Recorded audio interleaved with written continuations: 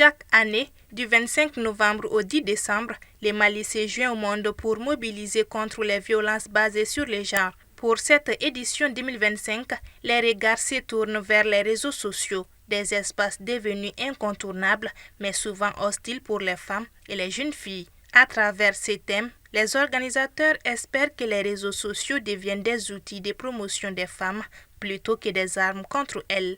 Les violences en ligne réduisent au silence, isolent et fragilisent les femmes, limitent leur participation à la vie publique, ainsi que leur accès aux opportunités sociales, éducatives, économiques et politiques.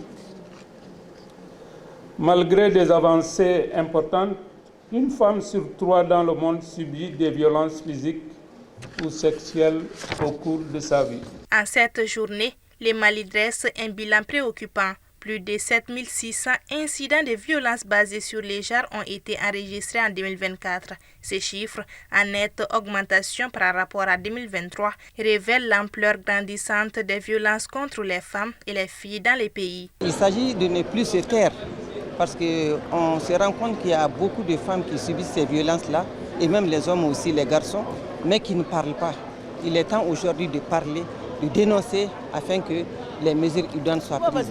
Quand on est victime, on est une survivante, il y a toujours des centres qui sont là, il y a des oreilles attentives qui sont là pour écouter et puis également pour orienter. Face à ces constats alarmants, le gouvernement continue de mener des réformes politiques, institutionnelles et juridiques et de mobiliser des acteurs pour intensifier la communication sur la prévention et la réponse au VBG. Il s'agit entre autres de la politique nationale genre, du programme national pour l'abandon des violences basées sur le genre, la stratégie nationale holistique pour mettre fin au VBG d'ici 2030, la stratégie sectorielle pour la réinsertion socio-économique des personnes survivantes de VBG au Mali.